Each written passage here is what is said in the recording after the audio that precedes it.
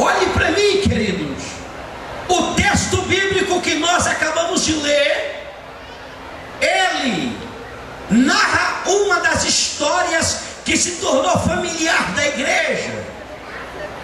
A história de Mefibosete tornou-se familiar da igreja porque pregadores com poder intelectual e com graça de Deus extraíram dessa história sermões maravilhosos, lições ricas, que enobreceu a nossa jornada e nos deu lições espirituais grandiosas.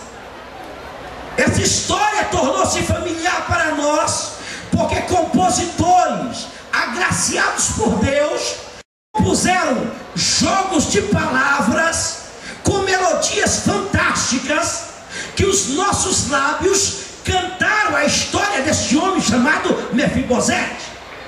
E essa história tornou-se mais familiar nossa ainda.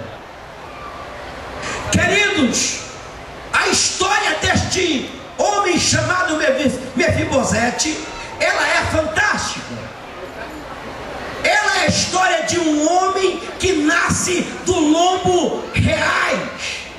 Ele é neto do primeiro rei de Israel, Saul.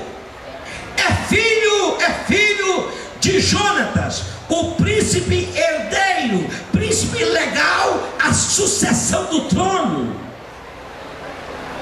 Quando esse menino nasceu, qualquer um podia olhar para ele e dizer: nasceu bem.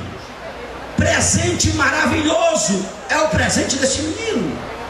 Futuro brilhante. Qualquer um olharia para o menino e diria: esse nasceu com a corda toda, nasceu para ser sucesso.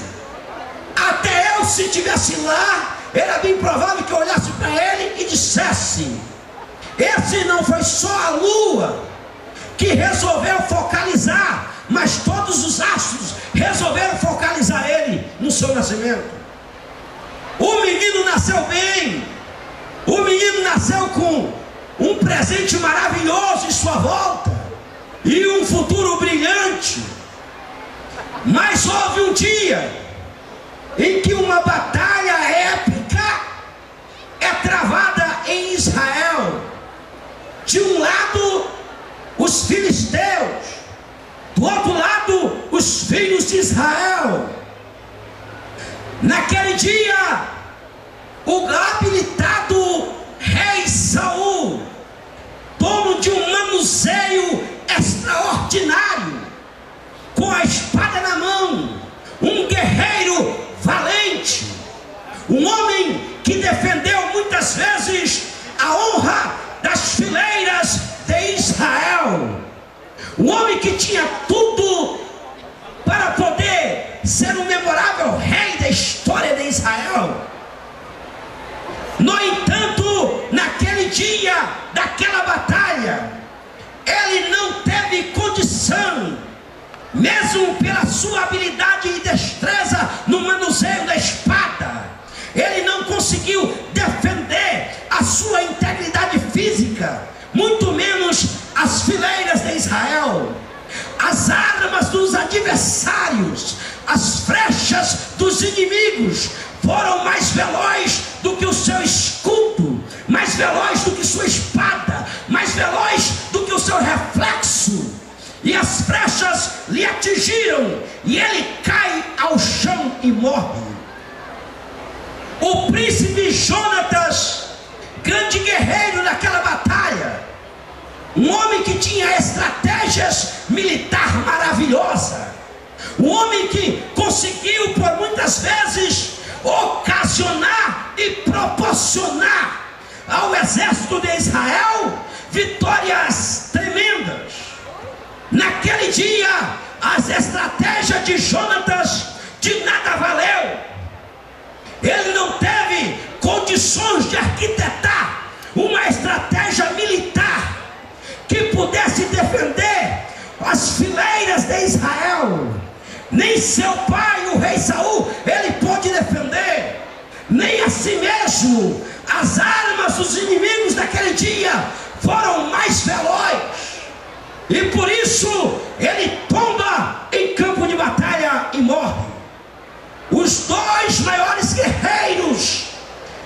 Israel naquela batalha. Saul e Jonatas, eles tombam em campo de batalha.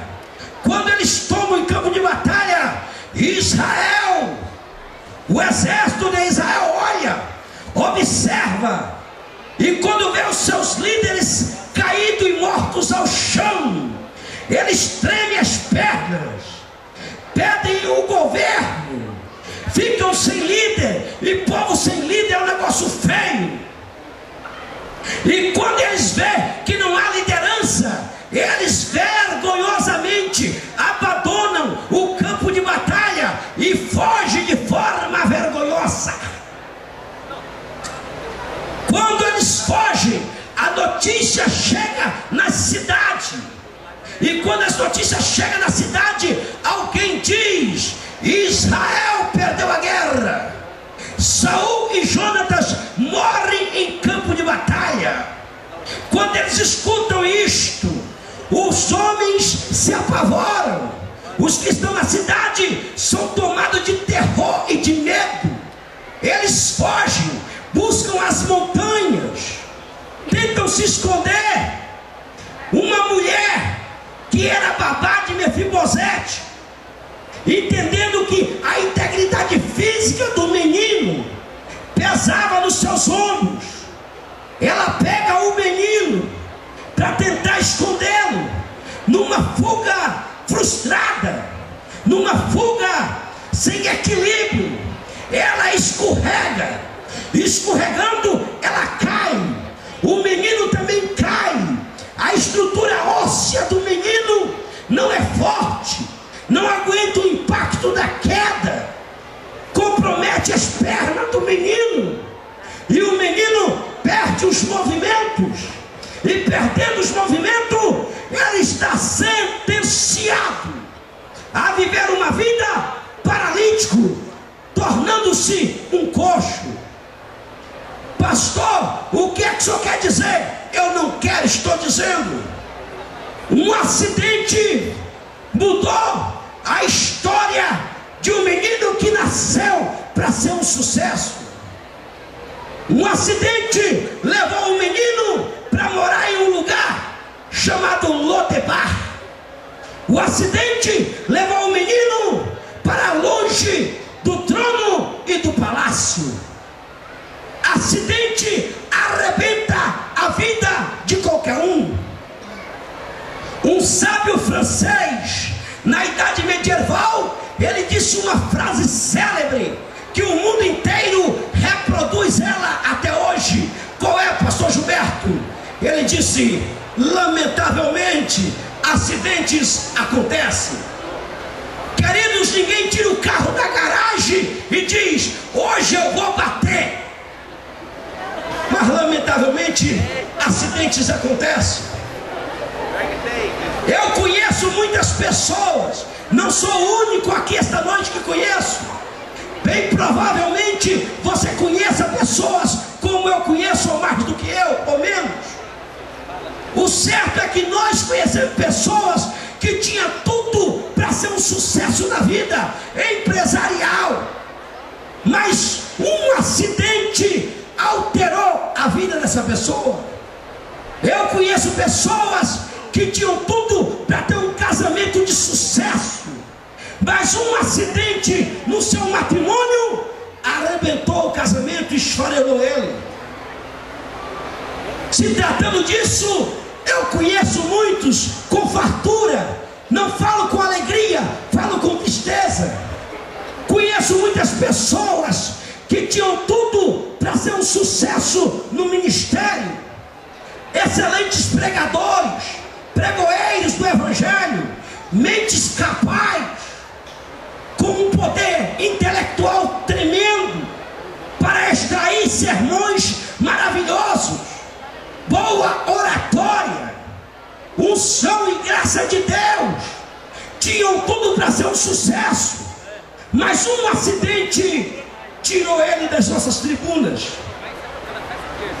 Conheço pastores, pessoas que tinham tudo para arrebanhar multidão, serem líderes de sucesso, mas um acidente na vida deles fez eles sumirem na história. Não sabemos mais aonde eles andam. Conheço cantores que começaram com a caminhada fantástica, cantavam bem, boa afinação, boa apresentação de palco, além disso muita unção de Deus, tinham tudo para ser um sucesso, mas um acidente na vida deles tiraram eles do altar, e nós não sabemos aonde eles estão mais.